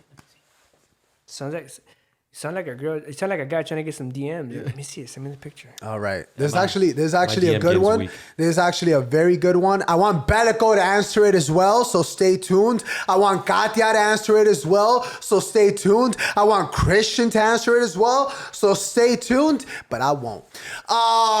So here we go. Edwin, what are you most scared of losing, and what would you truly lose if you lost it? Oh, that's a good question. Yeah. I'm gonna hit you one more time with that one because it's a little introspective, okay? Yeah. Listen up, everybody. What are you the most scared of losing, and what would you truly lose if you lost it? Myself. Oh, I was gonna say my sanity, bro. Legit. Myself. I've In been what through. sense? Like for that. In the these last 2 years, I've been going through some serious shit. Okay. And man, I'm almost like mentally, like breaking. I'd hate to lose myself to a situation and not be able to come back for that. Just my mental health sanity. It's like I would never like to lose myself in anything, to no one, to anybody, or any bad situation. At least me. So yeah, basically myself. Okay. Christian. Yeah, but you know what? You definitely seem like someone who bounces back from anything. So I understand that fear. For me personally, it is health. I don't want to lose my health, man. Your health goes out the window. That's it. What can you do? You can't walk. What can you do? You can't ride a bike. I mean, being crippled, anything to do with physical health is terrifying to me. We have one body, one life. I want to take care of it. That's beautiful. They're gonna start singing. Yeah. Me too. I was like, Bob Marley? One body. Bellico, talk to us. That's a very deep question. Right? And the Bellicoso. only thing that I can tell you right now is about timing. Time. What I mean by that is, I want to put it in a different way. We all have 24 hours. Right. Just like you, me, her, everyone has 24 hours at the end of the day. And not be able to take the chance to leave every second the best and waste it in stupid shit or with stupid people.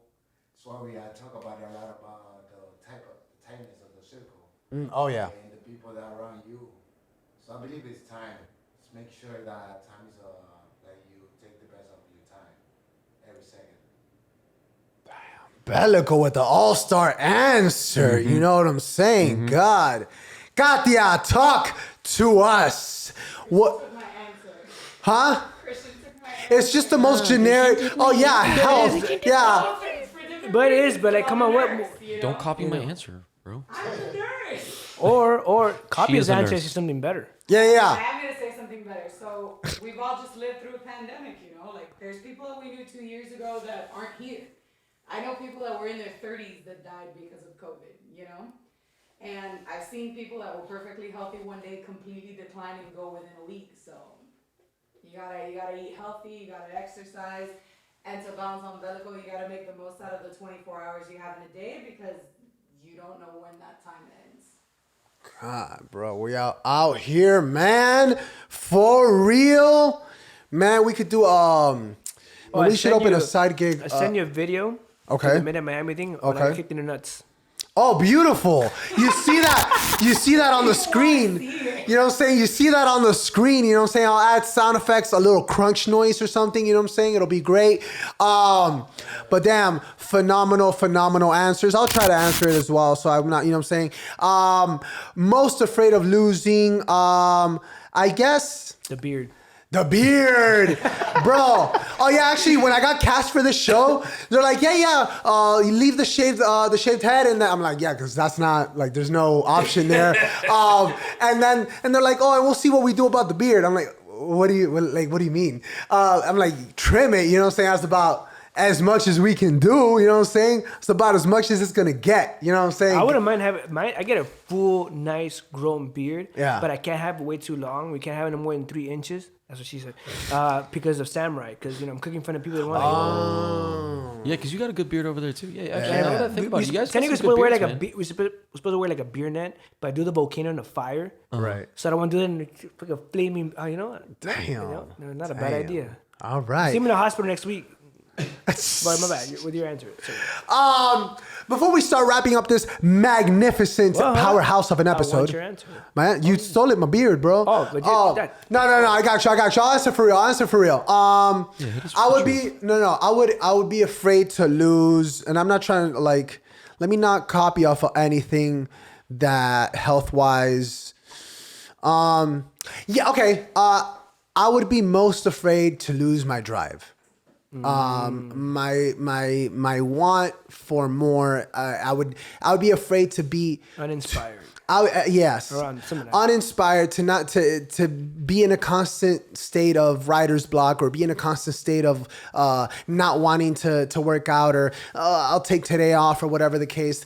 That drive, I would be very afraid to lose that, because I think that's taken me in so many places in my life. I mean, this wouldn't be possible if it wasn't for that. You don't want to lose your motivation. There your you drive, go. Yeah. Your determination. There you go. Striving for the best you can be to do something with your. 100%. And kind of on that same note, talk to us about your drive, your determination. You put blinders on. You know what I'm saying? I know that right now you're coming off of a fight that was canceled twice with the same opponent, if I'm not mistaken. Talk to us about that. Why was the same fight canceled twice? All right, the first one. Well, I had a couple fights offered. One was from another gym that they like to get fights last minute. I'm not saying names. When I give them that kind of clout. Second of all, when I finally got a fight, you know, the first time I was supposed to fight this kid, he said no. He said no because he has something better to do. His name is Chris Daniels, you know. And then the second time, I went to go fight Mayweight. You know, when I get to the promotion, the paper that I had for my eye exam, they thought I forged it, you know. They thought I faked it. So I go there, cut my weight, and then they tell me they don't want to let me get on the scale because they think I faked my paper. Okay, fine, let me go back, let me call the place where I got my eye exam, and I'll get your paper right now. No, because you might want to get one done right now. They did not want to let me get it. But what made them assume or So think? I'm pretty sure they wanted that kid Chris Daniels to fight a guy from the gym that show sponsors. And I'll say I have no shame. Okay. They wanted to set up for that guy. And you know, coincidentally, karma came in. Chris Daniels beat that kid. But that's what I think what happened, or something along those lines, because I couldn't make. I was on way where I told him, look, I'll get your paper right now. Let me get another one. They didn't now want me to get proof, and then they wanted to suspend me and then charge me 5 G's. Oh my God. Are you serious? And I kept waiting on answers, and I kept calling them, and I haven't fought for 3 years.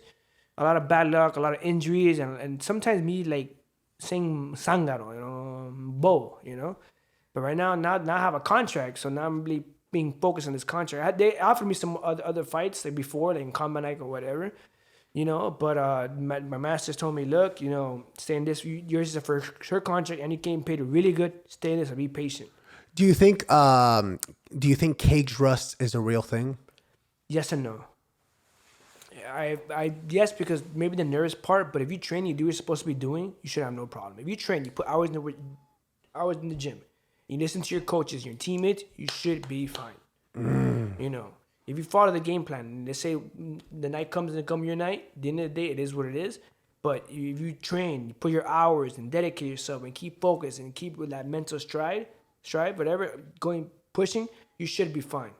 You should be no cage rust, no nothing, because your training will kick in. That's what we train for. That's what we drill for. That's what we spend hours in the gym for. Well, we don't have that off feeling. Right. Edwin, talk to us about the next fight that you got coming up for Combate America, if I'm not mistaken. Global, you know what I'm saying? now. Go global. My bad. Talk to us. Oh man, Combate Global. I had to say it. There you go. May 29th. It was supposed to be April 29th, so they pushed it back because of production problems. I'm fighting a Mexican. He's from Mexico. Okay. His style is just kicking. He's a kicker. It's like how do I put it this way? So you know how Wasker is a kicking stud? Oh yeah. It's like a downgrade of Wasker. Oh shit! Damn. Yeah, because Wasker has some hands and he's wrestling. He's turning into a full fighter now. Before he was just going back kicking. Now he's wrestling and going forward and putting pressure. The kid that I'm fighting has the same kicking style, but no hands, no nothing. You know, don't get me wrong. I just have to be careful because he does kick. You know, you have to be careful how you cut with those kicks. Right. But yeah, the guy that I'm fighting, he's Mexican. He's same record as me. Perry doesn't make weight, so hopefully he doesn't make weight, so I get paid more. Hell yeah. You know? And I think they're trying to do something with the production that maybe have certain people in the event, because you know how Combate is strict with regulations. But there's no more regulations, so I don't know what they're trying to do, but I know they're trying to maybe have a crowd. What percentage of his purse would you get if he misses weight? 30%. Nice. Do you think it should be 30 or more? 30 is fine. If it was like in the UFC, some shit like, give me this whole check. Right. Come on. I would think in the UFC it should be way higher. If you the higher the level you are, the more of a cut they should take. Right. Because at the end of the day, if you're in the top of, like I said before, if you're in the top of the top, and you find the best of the best, and you find a top 5, you're in the top 5, and you can't make weight, something's wrong. Then you're doing something's. But do you think that if you miss weight, that you kind of mentally already are not there? No, some people miss weight on purpose to have that extra pound. People do that.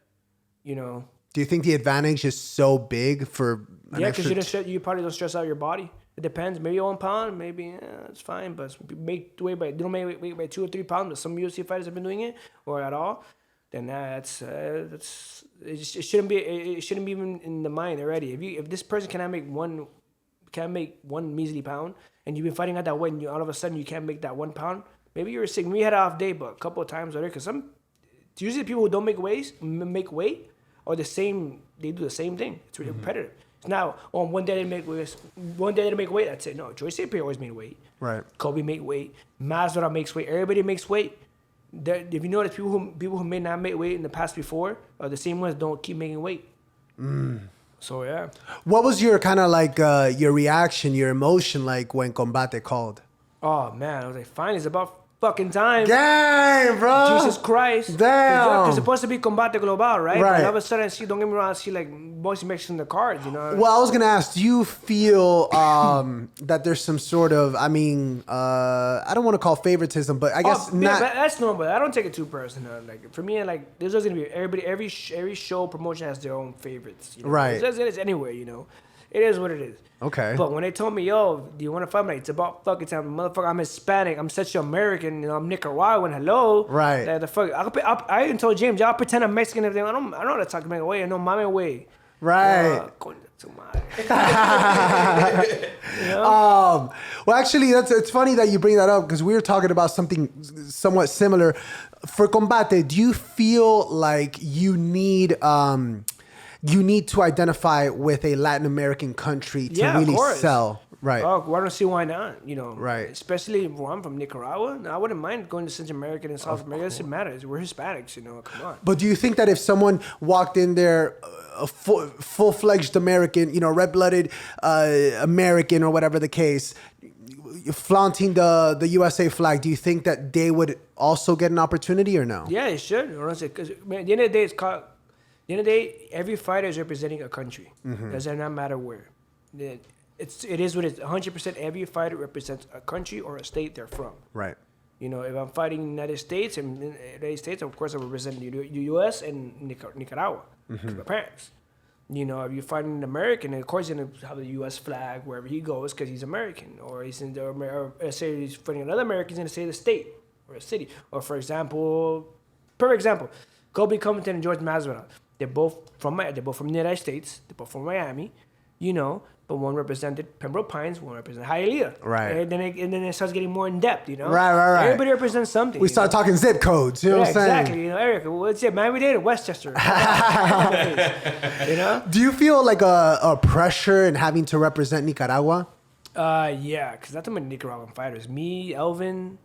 Shout out Elvin, you know what I'm saying? Big shout out. Who else? The boxer Chocolatito.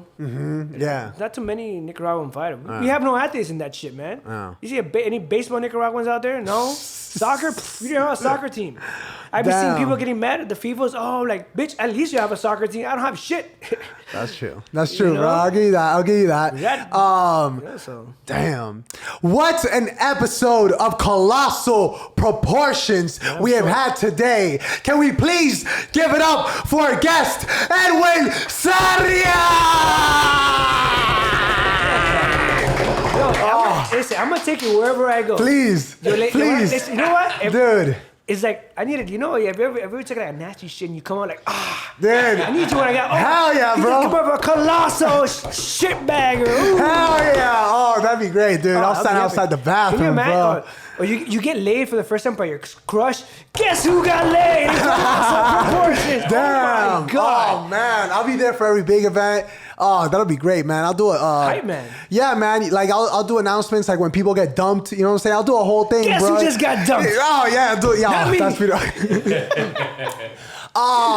but what an episode. Christian, before we start wrapping up, what do you have for the people, for Edwin, for Bellico, for Katia? What do you have, brother? Go get it. Go out there, do your thing this week, work hard, hustle hard, or chill hard. Do what you want to do. Be yourself. Be confident, as he said earlier, something that I'm currently trying to work on every day. And have a great week, Miami, more important. Hell yeah. God, that's so motivating. That's so reassuring. I like it. Bro. God. So chill and funny. And yet at the Yeah. same time, you're like, you got to get to it. You can't stop. You just got to keep going. Yeah. No, man. Guys, your energy. give Christian compliments on his outfit in the comments, please. You know what I'm saying? It looks should not be great. insecure. You're a handsome young man. There you go. You know what I'm saying? That's an MMA fighter, bro. Damn, God. I am blushing. You know right what I'm saying? Yeah. God, Yeah. man. Yeah. Yeah, but he's about to get you comps for his next show, You bro. could sell me a car. You know what I'm saying? You got free tickets. there you You go. could sell me my own car. Hell yeah, bro. Oh, where is it? It's Damn, out there. it's out there. It's out there. Shit. A tremendo car too, bro. Yeah, right? Twice my- Damn, bro. If I You ever drive need, a Fiat. What the? bro, if I ever need a move, I'm hitting you up, dog. I'll tell you right now. 6'2", and he drives a Fiat. Hell yeah, man. You got to keep them guessing. You know what I'm saying? You got to keep them guessing. Edwin, brother, thank you so much thank you guys. Appreciate for it. dropping on by today. Thank you, brother. Bellico, brother, it's always a blast when you're dropping on by. You know what I'm saying? We appreciate you as He was always. passed out. No, he was actually, I got a little video of him. He was staring at you, bro, like you were high school sweethearts, dog. It was beautiful. It was beautiful. Yeah, exactly. Just like that. Just like that. Jesus. Katia, thank you so much. You know what I'm saying? Can we give it up for Katia as well? You know what I'm saying? Oh my God. It's like Michael Bay out there, I swear. Ladies and gentlemen, every Thursday at midnight, what are you doing? You know what I'm saying? You go on Spotify, you go on Deezer, you go on Apple Podcasts, but more than anything, you go on YouTube. That's why we got 72 damn cameras in this here studio, you know what I'm saying? So go on YouTube. You see all the beautiful faces, you know what I'm saying? You see the beautiful outfits, you know what I'm saying? The man got this outfit this morning. And if that's not dedication, I don't know what it is. You know what I'm saying? God. And he got plates as... Thank you so much. You know what I'm saying? As did you. I appreciate everybody tremendously. Edwin, do you have anything else before we wrap up for the people? Talk to us about social media. You know what I'm saying? Where can the people follow your journey to the motherfucking top? Don't follow me. There you go. Yeah. Be your own No, I'm just leader. kidding. Be your own leader. Nah. Follow yourself. I don't even follow myself. God knows, no. Well, you can follow me on Instagram, Edwin3312. You know, I put a lot of chef and cooking stuff and teaching and, you know, making fun of people and a deer, you know. Follow He me. makes really good reels. I'll tell you my He story, does. you know, through pictures and a bunch of crap. Yep. Hell yeah. Pretty much it. Hell yeah. And again, if you guys want me to go cook for you and burn your food, Samurai's the way. Hell yeah. Newest one, the hibachi, you know. Request me, not request me, piece of shit. I don't know Hell yeah, man. Let him. You do you. You do what you want information. You know where I work? There you go. I love it. Tell them Midnight in Miami sent you. You know what I'm saying? Go to Samurai. Please give them a follow. Let them know that we sent you and all that good stuff. Please stay tuned every Thursday at midnight. And I normally wrap up with a question. You know what I'm saying? A deep, introspective question. You know what I'm saying? Yeah. Take it all in. Edwin. I didn't do it. Okay. If you could. Okay, actually, yeah, I got it. If you could go back 3 years and tell that Edwin that he would be unfortunately unable to fight for the next 3 years, what would you tell him? And how would you tell him that you're preparing for this upcoming fight? Oh, man, that's a good question. First, I'll tell him, don't eat shit. Don't be stupid. Stay focused. And don't get hurt. And then switch gyms ASAP. Dang. Legit. That's what I'll tell him. Thank you. Damn. That's great advice. Stay focused. Keep what you're doing. Don't eat shit. Because most of the time I haven't fought because I took the loss and I didn't train and I was going back and forth. And my other gym wasn't motivated as much as I should. It wasn't on top of me how my coaches are now. So if I go back in time, I'd tell myself, switch gyms as much as you can. You know, work in the relationship that you were at that time too. And then stay focused and switch gyms ASAP. There you go. Yeah. Ladies and gentlemen, May 29th, correct? Yep. Combate Global, May 29th, Edwin Sarria! Damn, I done spilled more sauce on this damn table, bro. You know what I'm saying? Shout out Christian, thank you for the extra sauce, you know what I'm saying? That shrimp no, sauce. man, it's great because it gives the place a little extra smell. You know what I'm saying? Ladies and gentlemen, every Thursday at midnight, you know what it is. Holla! And it don't matter what the world thinks. You can say how you feel on midnight in Miami. Where you can push it to the limit. It gets real with only one and ill. You're locked into me.